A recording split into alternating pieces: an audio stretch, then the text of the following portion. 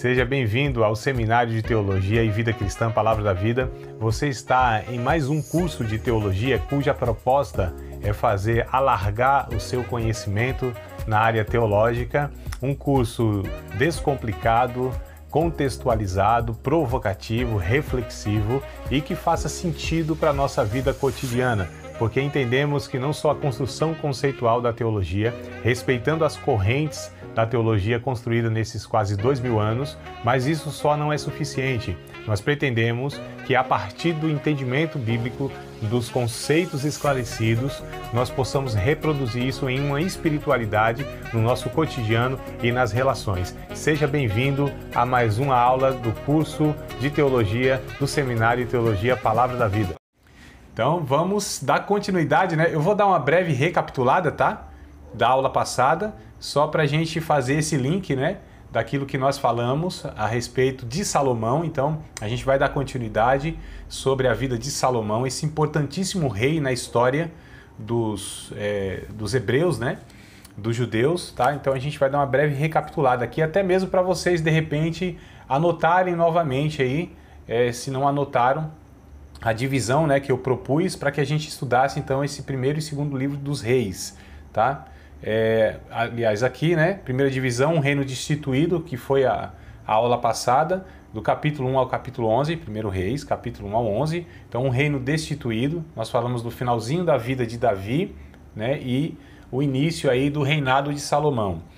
Outra segunda divisão, um reino dividido, tá? Primeiro reis, capítulo 12, até segundo reis, capítulo 17, que é o que nós vamos hoje dar um pouco mais de ênfase, né, falar sobre esse reino que após Salomão ele se divide, já não é mais aquele reino unido, já não é mais as tribos ali homogêneas sendo governada, né, por um rei apenas, e a gente vai perceber que isso vai até o cativeiro babilônico, né? Ou seja, a gente tem alguns séculos aí com essa configuração do reino dividido. E a terceira divisão é um reino em declínio, que a gente vai falar de segundo reis, do capítulo 18 até o 25. Então essa é a proposta do estudo, né, desses dois livros aí, tá? Então nós falamos na aula passada, né, do reino destituído, a velhice de Davi e a sucessão de Salomão no trono. Falamos sobre Salomão, sua vida, início, né, toda a sua trajetória, a sabedoria que Deus lhe deu, a construção do templo, né, 1 Reis capítulo 6, aquele templo suntuoso, uma das 7 maravilhas do mundo na época, a promessa de Deus a Salomão que era condicional, né?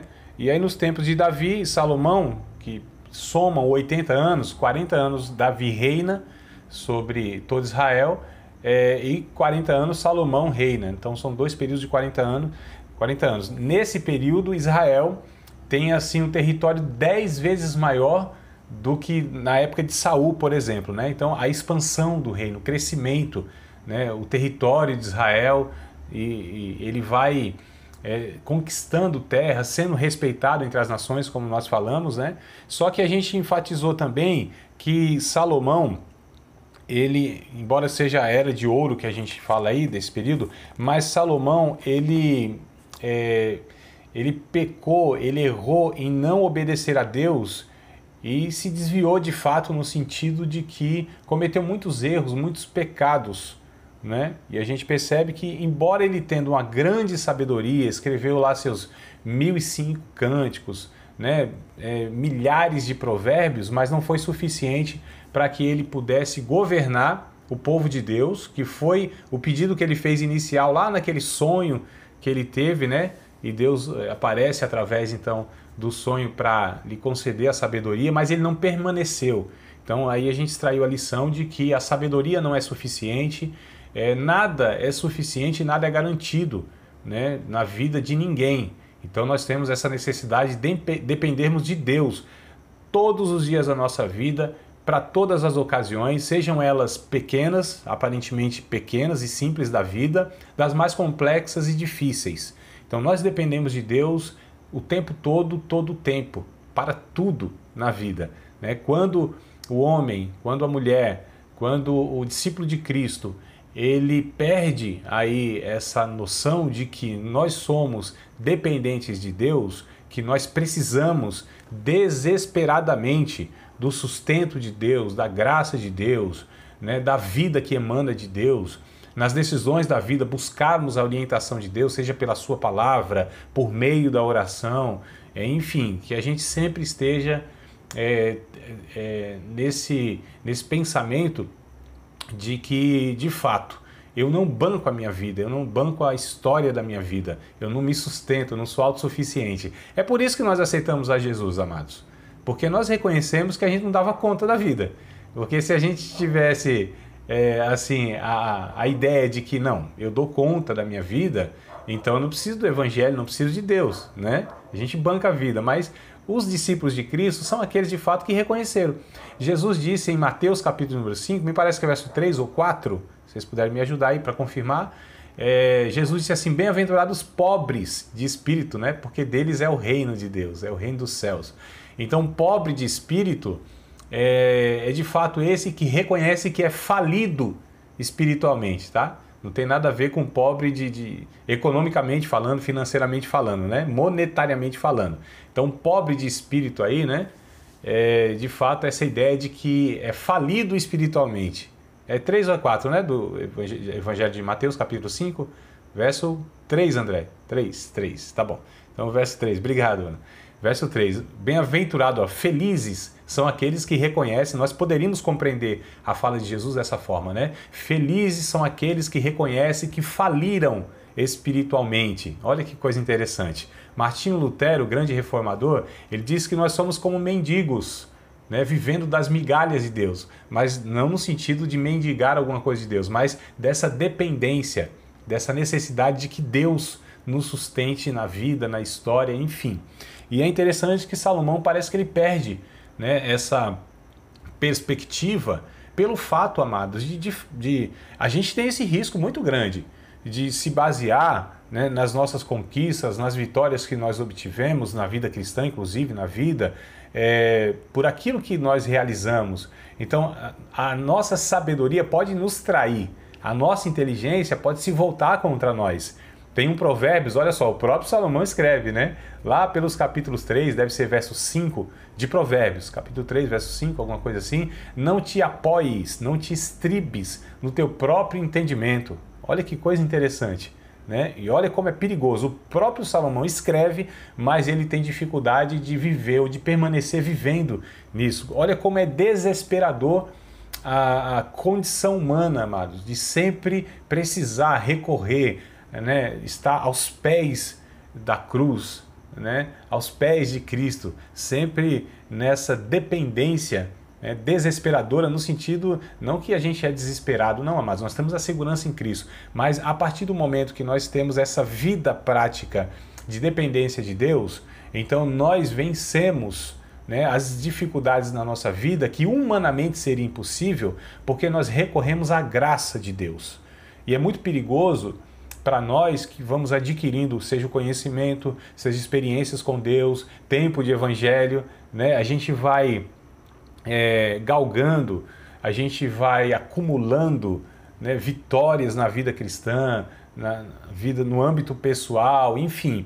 E se a gente não tomar cuidado, né, o apóstolo Paulo, lá no capítulo 12 de segunda carta aos Coríntios, então 2 aos Coríntios capítulo 12, ele vai nos falar que ele teve revelações assim, coisas extraordinárias de Deus. Deus mostrou, né, coisas para Paulo que ele disse nem ao homem era permitido falar. Então revelações assim com certeza que foram extraordinárias, coisas, né, gloriosas. Mas havia o risco dele se vangloriar, dele se ensoberbecer. E aí inclusive Deus usa um meio, um método que nós muitas vezes não queremos ou não compreendemos, né? Que são algumas limitações. No caso de Paulo, me parece até que é um agente satânico. Olha só o extremo que Deus usa para manter o seu servo humilde. Porque é muito melhor, amados, temos sofrimentos nesta vida e Deus permitir que a gente tenha limitações e dificuldades, mas que Ele nos guarde para a eternidade, do que muitas vezes a gente tem alívio em algumas coisas, mas a gente se perder pelo meio do caminho, né? Então tem tanta coisa que a gente ora, Senhor, me livra disso, Senhor, essa dificuldade na minha vida. E Deus muitas vezes, Ele age como agiu com Paulo, preservando nós para a eternidade, né? Muitas vezes algumas coisas a gente não entende, por que Deus não nos livra de certas situações, ou por que Deus não traz certas provisões na nossa vida, ou por que Deus não nos dá certos recursos para aliviar algumas dificuldades na nossa vida, porque talvez se essas coisas acontecerem a gente dá uma relaxada na vida cristã, baixa a guarda, acha que pode conduzir a própria vida, né? Então, no caso de Paulo, foi um agente satânico. E aí Paulo disse, tá bom, agora eu entendo que na minha fraqueza, aí que eu sou forte, né? Ele disse, Deus disse, a minha graça te basta. Olha só, então é melhor a graça de Deus do que uma providência que nos livre de uma dificuldade. Então, no caso de Salomão, ele se engrandeceu, né? Ele teve fama, ele adquiriu poder, ele adquiriu riquezas, e essas coisas são difíceis do ser humano lidar, né? Então, foram justamente essas conquistas de Salomão que nós muitas vezes julgamos ser bênçãos de Deus, e de fato é bênção de Deus, né? De fato, o que Deus gostaria que nós tivéssemos, claro que seria uma boa saúde, recursos financeiros, que a gente não passasse sufoco, perrengue na vida, né? Que a gente não visitasse aquela cidade, sabe aquela cidade chamada de Pindaíba? Alguém já passou por essa cidade assim? Pindaíba? Né? Então, alguns de nós passou pela cidade de Pindaíba. Tem uns que nasceram em Pindaíba, são moradores de Pindaíba e vão viver o resto da vida na Pindaíba, né? E alguns passam lá de vez em quando como turista, ficam na Pindaíba por um tempo. Mas assim, a gente tem, né, esse desejo, quem não tem, isso é saudável, não tem nada de errado, né, querer ter boa saúde, recursos financeiros, enfim.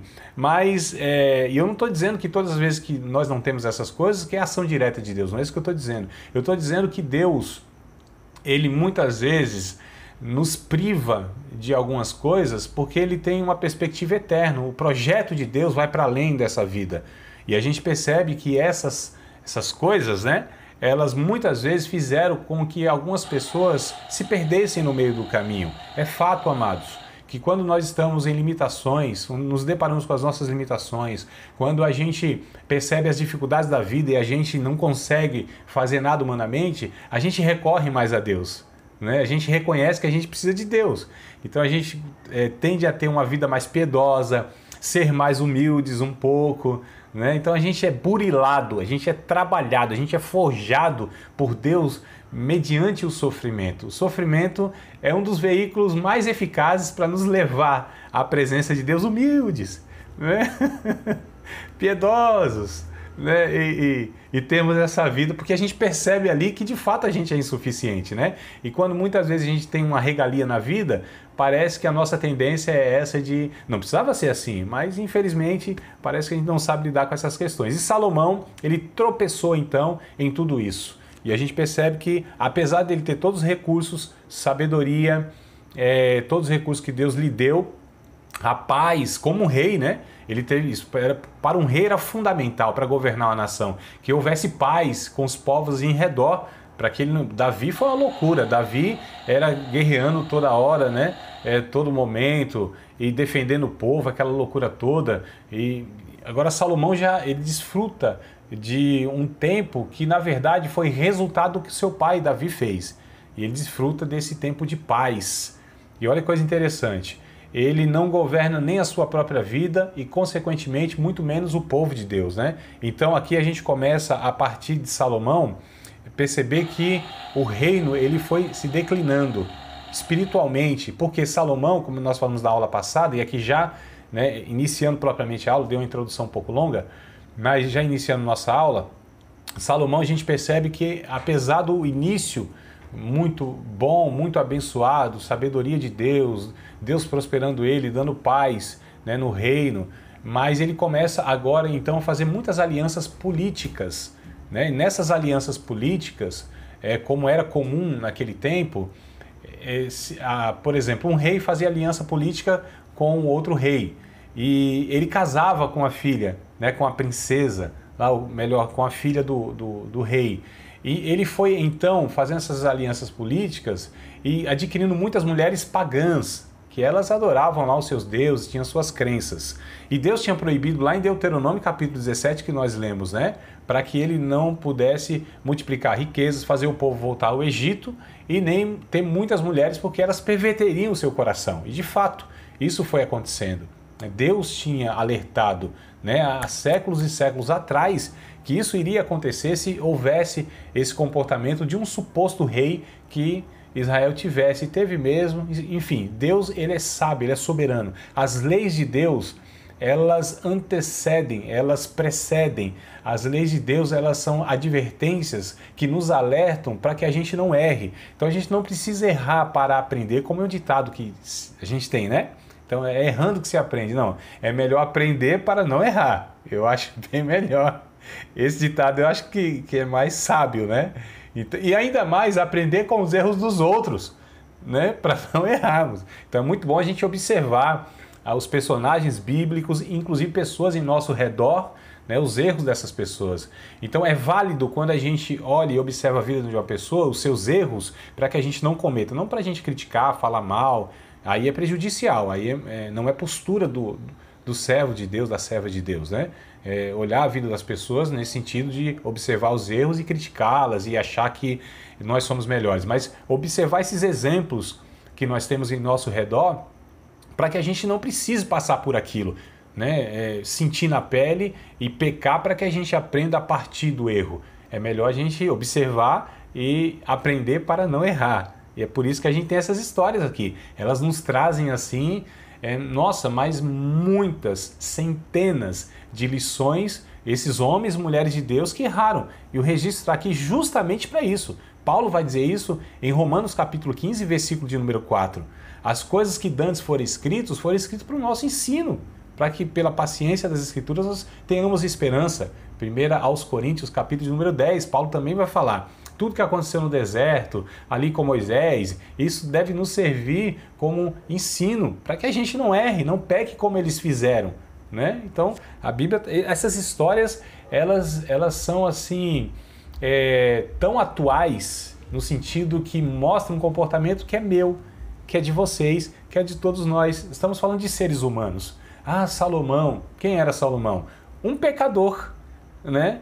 Que em certo momento talvez deixou de depender da graça de Deus, e aí o seu fim, a gente vê, né, lá em Reis, capítulo 11, que possivelmente o seu fim foi assim de falar. Eu não posso, lógico, a gente não pode julgar, Salomão foi para o inferno, quem somos nós para falar quem foi ou quem não foi? Mas a gente vê o relato bíblico, a história, né, os últimos relatos do final da história dele, muito triste, na idolatria, as mulheres lhe pervertendo o coração, né? Então a gente vê aquele homem sábio, aquela coisa toda, o final da vida dele muito triste, né? E aí que eu falei na aula passada, o início, amados, não quer dizer muita coisa. Agora o fim, sim, é o que vai determinar a nossa vida, né? Então a gente pode tropeçar no meio do caminho, pode ter um começo meio complicado, meio ruim, pode ser um Jacó da vida, né? Todo enrolado, aquele cara meio, sabe, embusteiro, a gente chama de um 7-1, né, hoje, né? Cara enrolado, que enganava, mas a gente percebeu que Jacó, ele teve uma conversão, um encontro com Deus, e aí, a partir dali, a vida dele foi uma vida assim de transformação, uma vida de exemplo, tanto é que ele foi transformado por Deus e chamado de Israel. Olha só, príncipe de Deus, lutou com Deus e prevaleceu, né?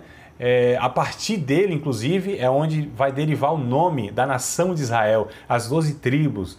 Então a gente percebe que o começo foi um desastre na vida do Jacó, mas o final foi excelente. Saul, o começo excelente, o final trágico, né? Então a gente vai fazendo esses paralelos aqui. O Salomão, um início fantástico, um final trágico.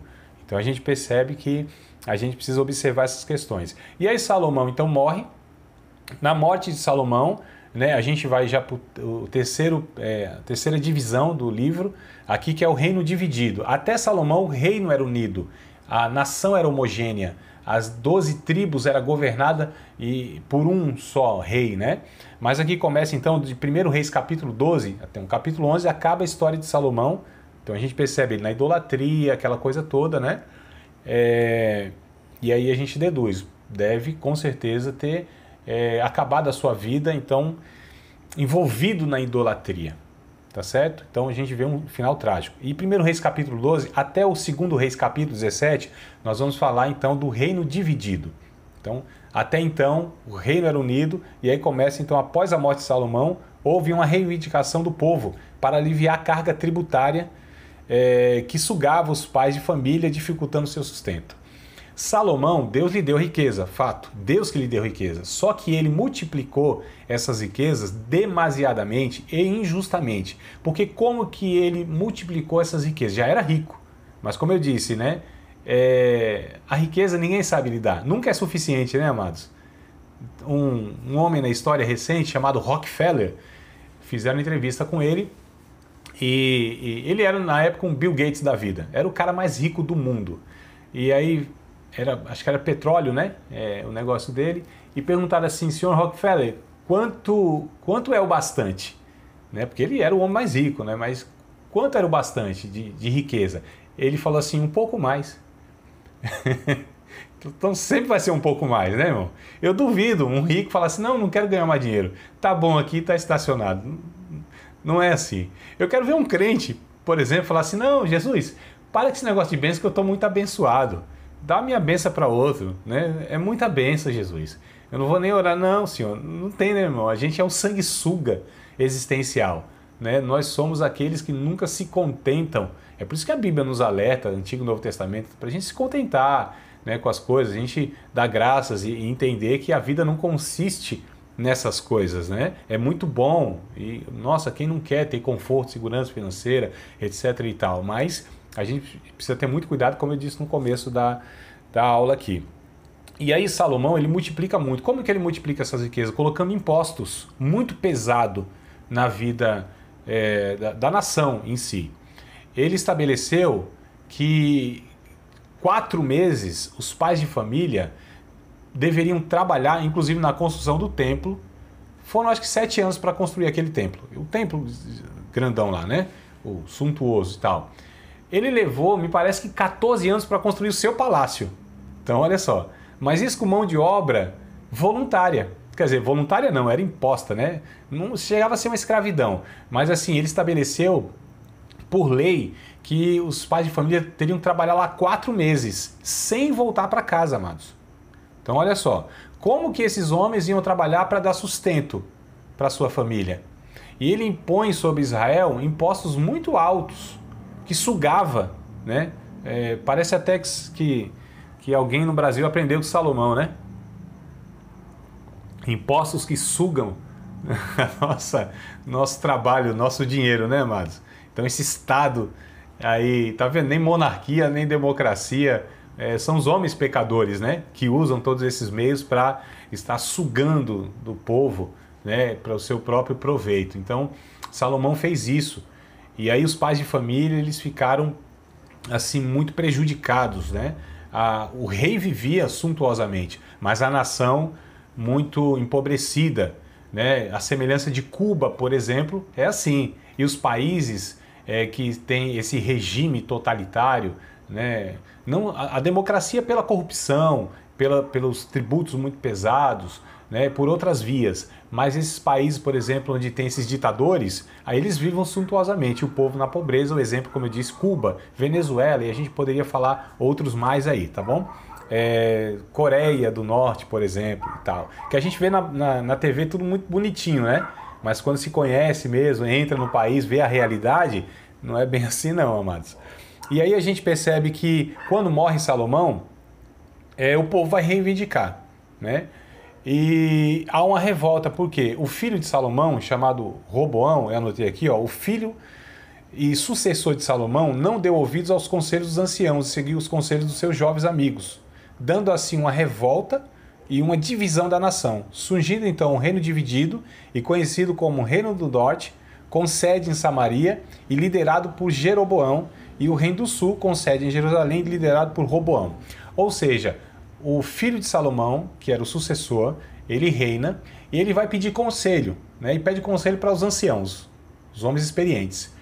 E ele perguntou como que eu devo então prosseguir o reinado, né? Como que eu devo governar essa nação? Os anciãos falaram, olha, o teu pai, ele colocou impostos pesados demais sobre a nação, alivia isso, porque os homens não aguentam mais. Aí ele foi pedir conselho para os seus amigos, os jovens, aqueles meninos que sempre viveram no palácio, sabe, mãozinha fina, não tem calo nenhum na mão, nunca souberam o que é trabalho, aquele pessoal assim e tal. E os meninos falaram: que isso, rapaz? Faz o seguinte, esse povo ele tem que sofrer mesmo. Fala pro povo, se o teu pai ele era duro, você vai ser mais duro ainda. Se o teu pai ele colocava tais impostos, você vai aumentar isso mais ainda. Aí ele segue então o conselho desses jovens, esses meninos que não entendiam nada da vida, né? E aí é interessante que ele então faz isso. Aí é uma grande revolta, né, na população, no reino. As pessoas se revoltam. E nessa revolta há uma divisão. Então vem outra figura, que é o Jeroboão, e aí ele passa a ser um líder, também um rei, né? Aí aqui começa, como disse aqui o comentário que eu coloquei para vocês. Ô, irmãos, caindo aí você já sabe, né? Aquele trâmitezinho que aparece aqui um aviso para mim que tem 10 minutinhos, que a gente ainda vai ter mais um período depois desse, tá? E aí começa então a nação de Israel se dividir. Fica Roboão governando, reinando sobre duas tribos, tá certo? Que é a tribo de Judá e de Benjamim. Esse é conhecido daqui para frente, né? A história toda como o Reino do Sul, que são essas duas tribos. A sede fica, né? O local onde o rei ele estabelece o seu reinado mesmo, a sede é Jerusalém, tá certo? E é chamado de o Reino de Judá, ou o Reino do Sul. São duas tribos. E as outras 10 tribos, né, é governado por Jeroboão. E aí a sua sede é em Samaria. Inclusive, amados, é bem interessante que aqui é onde surge essa rixa entre judeus, que ele chamava de judeus puros, e os judeus misturados, que são os judeus chamados de samaritanos. Claro que é um pouquinho mais para frente, né? Mas eu digo aqui já tem um embrião, tá certo? Dessa nação dividida, né? E isso a gente vê ao longo da história. Eu tenho aqui para vocês, deixa eu ver se eu pego, só para vocês terem a ideia, tá certo? De quantos reis, né? E depois a gente vai pegar aqui de fato os reis que foram mais piedosos. Os do Reino do Sul, os reis, surgiram reis um pouquinho melhores ou menos piores do que os do norte. Os do norte muito idólatra, pagãos, né, fazendo a nação se desviar, ou aquelas 10 tribos, né, o reino do norte. O reino do sul, Judá, já houve alguns reis um pouco mais piedosos, né, pelo menos uns 3 ou 4 em toda a história. Estou falando desses séculos todos aí. Então a gente vê que começa o reino chamado Reino de Israel, que é o reino do norte, tá? Com Jeroboão, né, que eu disse. Aí vem, Nadab, Baasa, Elá, Zinri, Tibni, Onri. Esse Onri depois continua. Acabe, muito conhecido, né? Acasias, Jorão, Jeú, Jeoacás, Jeoás, Jeroboão II, Zacarias, não é o profeta não, tá? Salum, Manaém, Pecaías, Peca, Oséias, até a queda de Samaria, né? Que é onde já está entrando no cativeiro babilônico. Que aí sim, ali quando... Isso aí a gente está falando do ano 722 aproximadamente, tá? Já indo para o cativeiro que é lá para o final do ano 600. Aqui é onde o rei da Babilônia, se não me fale isso, o rei da Babilônia, ele envia muitos povos pagãos lá em Samaria. Porque nessa mistura, né, aí sim, os judeus já não são mais uma etnia pura, porque eles se casam e têm filhos com pessoas de outras nações. E aí onde há essa rixa, né, dos judeus e samaritanos, a gente vê isso muito forte em Jesus lá, né? Na época de Jesus. Lembra do João capítulo 4, a samaritana, e outras passagens lá, onde os judeus tinham uma rixa enorme com os samaritanos, dizendo, eles não são judeus puros, né? Eles são aí misturados. E a gente vê o reino de Judá, que é o reino do sul. Aí vem o Roboão, né? Abias, Asa, Josafá, um rei muito piedoso, Jeorão, Acasias, Atália, Joás, Amazias, Acasias, Jotão, Acás, Ezequias, um outro rei muito piedoso, Manassés, que foi um cara que começou mal pra caramba e depois se arrepende, que eu falei que era o conhecido filho pródigo do Antigo Testamento, lembram? Na aula passada? Um cara que se arrepende. Amon, Josias também, um rei muito bom, Joacás, Joaquim é outro, Zedequias, até a queda de Jerusalém também entrando no cativeiro babilônico. Então a gente percebe que a partir da morte de Salomão, o reino se divide, e isso vai, amados, aí séculos para frente, né? Então o reino dividido, tá?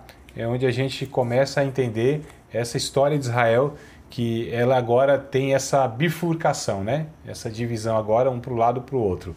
E o segue na história são reis piedosos e reis corrompidos. E é aqui que surge, né, nesse período, a partir desse período, o exercício mais enfático dos profetas. Os profetas, eles surgem aqui mesmo para estar. Se não fosse os profetas, ou seja, se não fosse Deus falar através dos profetas, Israel tinha se perdido totalmente. Com os profetas o negócio já ia mal, né? Imagina sem. Então é por isso que alguns textos vai dizer a importância dos profetas, né? Dá ouvido aos seus profetas e vocês vão prosperar, né? Enviei para vocês profetas madrugando, de dia, de noite, senão eles tinham se perdido. Então o ministério profético em Israel é essencial para que eles não se perdessem totalmente. O profeta, a mensagem era única.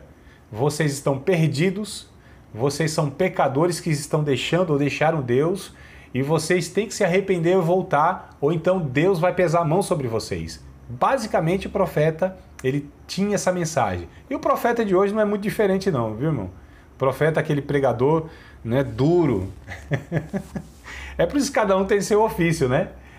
O profeta, lógico que não é um profeta nos modos do Antigo Testamento, mas a gente percebe que lá em Efésios capítulo 4, verso 11, vai falar sobre esse ministério, que não é igual a esses profetas aqui, tá? Mas é aquele pregador que nós chamamos hoje de itinerante. Eu não estou falando de um certo número de pessoas aí que não são profetas, não. Estão longe muitas vezes de ser discípulos de Cristo, né? E por causa desses maus testemunhos, não é que a gente desconsidera, mas a gente tem os profetas, e a gente vê no Novo Testamento. Ágabo era um, o próprio Paulo, rapaz, agora está me fugindo da mente aí. Apolo, né? A gente tem. Eu falei Apolo? Não. Eu falei Ágabo, né? Ágabo, Apolo, o próprio apóstolo Paulo, ele também tinha esse ministério de profeta, ou seja, esse pregador itinerante, né? Esse pregador que ia de fato levando essa mensagem basicamente de denúncia, de repreensão, embora a profecia tenha uma tríplice função. Em 1 Coríntios capítulo 14 a gente vê isso, né? Exorta, consola e edifica, mas o profeta basicamente... É por isso que se o profeta dirigir a igreja é pedaço de gente para todo lado, que ele só vem com a foice, né? Com a peixeira, com a espada. Então quem tem que dirigir a igreja é pastor, irmão, né? Quem tem que evangelizar é evangelista. Quem tem que plantar a igreja aí é missionário. E quem tem que ensinar é mestre. Se a gente pega aí esses ministérios e troca as funções, o negócio dá ruim, como diz por aí, né? E a gente percebe que aqui surgem, então, muitos profetas sempre alertando, principalmente o rei, né? Então, os reis, assim, são o alvo dos profetas, porque é a partir do rei que a nação ela vai descambando, e é a partir do rei que a nação ela vai também se arrependendo, porque ele é o governante, ele é o principal, né? Ele é o líder, é por ele que Deus inclusive governava a partir lá de Saul, que a gente já estudou, já falou sobre isso, né? Então a gente percebe que era uma peça fundamental. É por isso que quando havia um rei piedoso, a nação toda voltava para Deus e então Deus abençoava. Quando o rei era muito ímpio, Deus também assim trazia o juízo sobre a nação, a partir do rei, do governante. Hoje não é diferente, né? Os líderes são muito mais responsáveis, né, por toda uma congregação. Os chefes de família, os homens, os líderes, eles são mais responsabilizados por Deus também, né? Aqueles que expõem a palavra, que ensinam, que pregam, eles também são mais responsabilizados. É um princípio divino, um princípio bíblico, né? A quem muito é dado, também muito é cobrado também. Então, quanto mais a gente tem responsabilidade, a gente precisa ser muito mais responsivo, ou seja, dar respostas adequadas, né? E aí é muito complicado, amados. Eu vejo essa geração, saindo um pouquinho aqui da história, né? Só para tentar extrair alguma aplicação prática para nós, eu vejo essa geração ou pessoas equivocadas no meio cristão querendo e desejando posições, né, destaques e funções assim que se destacam, e dons inclusive que põe, porque tem dons que deixa a gente assim no anonimato, né? Dom de socorro, dom de servir mesmo, né? Dom de misericórdia. Tem dons assim que ninguém quer, né, irmão? Ninguém ora, né? Senhor, me dá um dom de misericórdia, um dom de socorro. Não, você quer profecia, os pentecostais, né? Você quer ensinar e tal. Esses dons que destacam a gente, né? Esses dons que põem a gente na frente da câmera, em cima do púlpito, né? Aquela coisa toda, todo mundo vendo, tem que se destacar.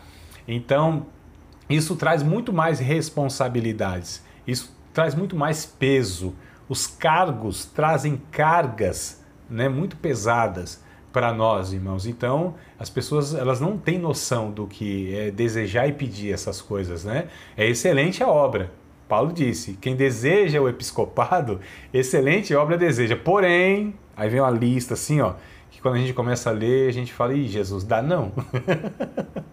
Dá não para atender isso aqui. Isso aqui é impossível. Então, a gente percebe que há essa não percepção da seriedade do negócio, né? E a gente vê aqui também, amados, que há necessidade de pessoas para nos alertar como os profetas. O que mais se destaca mesmo em todo esse período, né, talvez os mais famosos, aí é Elias e Eliseu, né? Esses dois profetas são talvez os dois mais conhecidos, né? Tem lá o Natan na época de Davi e tal, né? Meio acanhado lá, mas esses profetas eram mais assim direcionados ao rei, como eu falei. Agora Elias e Eliseu, eles já têm assim uma atuação muito pública, né? Então assim, de fato o Elias, ele é o profeta onde desafia os reis, ele desafia a nação, os falsos profetas. Então são os caras assim que são brutos, né? São muito corajosos, né? Gente que é chamada por Deus assim para coisas duras mesmo, né?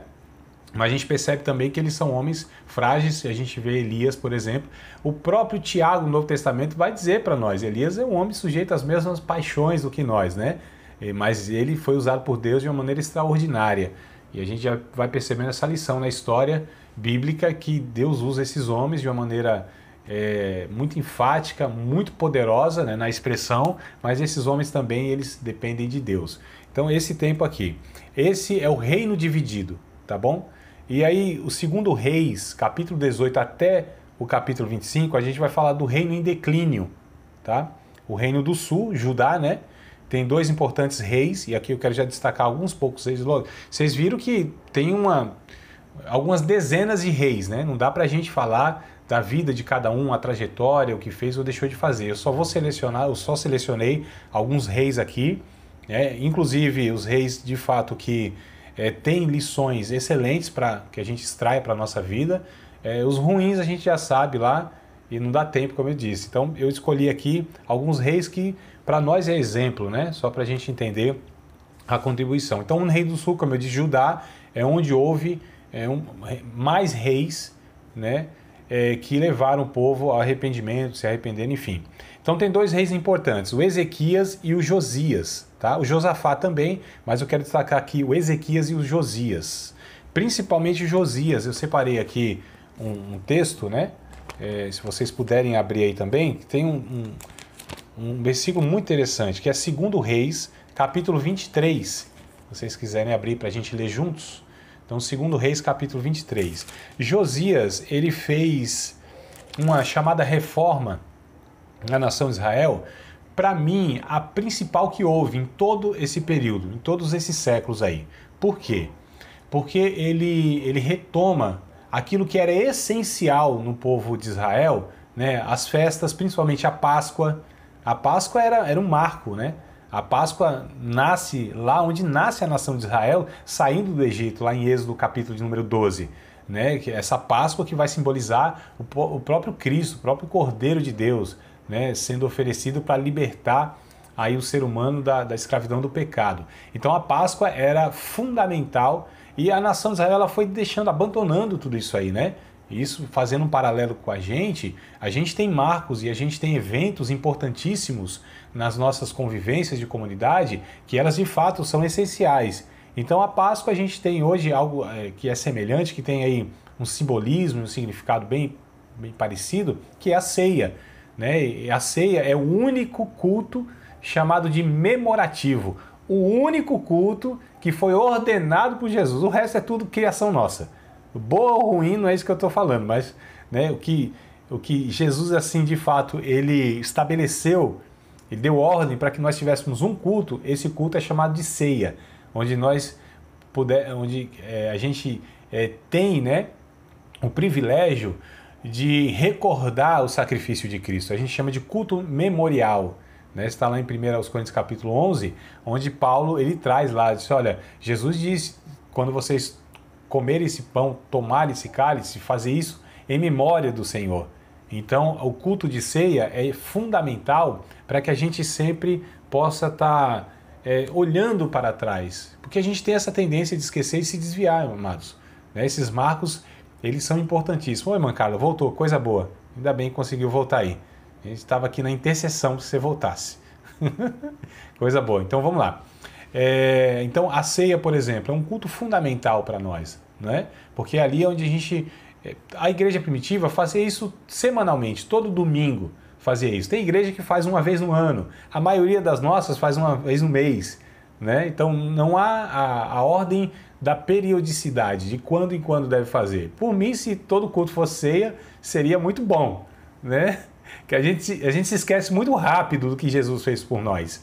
A gente se esquece muito rápido das nossas origens, né? E o culto de ceia é propício para que a gente seja grato a Deus, para que a gente examine a nós mesmos, como Paulo disse, examinar depois o homem a si mesmo, depois coma desse pão, beba desse cálice, né? Para que a gente sempre olhasse para trás, ou seja, onde nós fomos alcançados na cruz do Calvário. Isso com certeza ia contribuir para que a gente não se orgulhasse diante de ninguém, para que a gente sempre se mantivesse assim humilde, no sentido que a gente olhasse no encontro que teve com Cristo na cruz do Calvário. Ou seja, o culto de ceia é algo assim fantástico, né? A gente tem que ter de fato, nos nossos encontros, nos nossos cultos, nas nossas celebrações, a gente precisa sempre, amados, ter a noção de que nós estamos nos encontrando com o Criador e que nós precisamos sempre refletir. Então, infelizmente, muitos cultos, principalmente, né, das igrejas que nós, na maioria, participam, eu sei que nem todos nós aqui somos de igrejas pentecostais, ou tivemos experiência, mas principalmente as igrejas pentecostais, a ênfase é muito grande nas emoções. Então, pouco se reflete como deveria. E o culto, Paulo vai dizer, lá em Romanos capítulo número 12, ele deve ser racional. Um culto que reflita, um culto que a gente pense, um culto que a gente se debruce diante da palavra, um culto onde a gente possa fazer essa retrospectiva e essa introspecção, né? Ou seja, olhando para dentro de nós, e a gente sempre está se colocando diante de Deus, da palavra de Deus. E aí a nação de Israel foi se esquecendo disso, e a igreja não pode se esquecer, né, dessas questões como Israel. Então a gente sempre percebe que existe esse paralelo e que existe esses exemplos aí que a gente, se não tiver cuidado, a gente peca igual eles, ou pior ainda. Então o Josias, ele traz novamente a celebração da Páscoa, né? Ou seja, esse culto memorativo, esse culto que remetia a eles, ó, vocês aí estão de repente se vangloriando porque tem promessa, porque tem templo, porque tem isso e tem aquilo, porque vocês são filhos de Abraão, aquela coisa toda, mas o culto de Páscoa, né, remetia a eles lá, ó, vocês eram escravos no Egito, vocês estavam lá vendidos sob escravidão. Então sempre remetia àquela questão do início, onde Deus os alcançou, Deus, né, tinha tirado eles da terra do Egito e feito eles uma grande nação, porque eles se ensoberbeciam mesmo. Ah, nós temos o templo, nós temos as promessas, nós temos sei lá o que mais, né, e tudo mais. E os profetas disseram, não, vocês não confiam nessas coisas de templo, vocês não confiam nesse negócio de promessas, vocês são filhos de Abraão. Na época de Jesus, por exemplo, os religiosos da mesma forma. Ah, nós somos filhos de Abraão. Jesus disse, que isso, rapaz? Até das pedras, Deus pode suscitar filhos de Abraão. E, inclusive, vocês são filhos de Abraão, coisa nenhuma. Vocês são filhos do diabo. Vocês são filhos do diabo. Olha que coisa pesada, né, irmão? Mas eles caíram nesse engano religioso. Infelizmente muitos hoje também têm essa soberba, né? Ah, eu sou da igreja X, eu sou da igreja Y, eu não sei o quê, e aquela coisa toda. Que bobagem, amados. Nós precisamos da cruz de Cristo. Nós precisamos debruçar diante do Evangelho e aos pés, né, do Senhor em oração, em arrependimento, enfim. E aí Josias, ele faz essa reforma. Então tem dois aspectos aqui. Ele traz a celebração da Páscoa e ele traz novamente a lei de Deus, né? Ele traz a pregação da lei de Deus. Olha só também outra lição aqui, tá certo? Porque infelizmente muitas comunidades de fé têm deixado de lado a exposição das Escrituras, têm caído em entretenimentos, né? Tem aí inclusive voltado para o coaching, que eu não tenho problema nenhum com o coaching no âmbito pessoal, empresarial. Eu só acho meio estranho você colocar um pastor com técnicas de coach, porque eu acho que coach é uma coisa e pregador do evangelho é outra coisa, embora o coach possa usar textos bíblicos, enfim. O que eu quero dizer é que muitas vezes a exposição bíblica, o ensino bíblico, né, a iluminação do texto trazido na unção do Espírito Santo e com a clareza que deve ser, como a gente vai ver depois em Esdras e Neemias, na continuidade, né, dessa realidade que a palavra precisa ser exposta. Então a gente muitas vezes vai substituindo, né, com louvorzão, com um monte de entretenimento aí, e a palavra de Deus vai sendo deixada de lado. Numa liturgia de 2 horas, você deixa 15, 20 minutos lá, por uma pregação que nem exposição é muitas vezes, né? É um amontoado de versículos. É fato, amados, que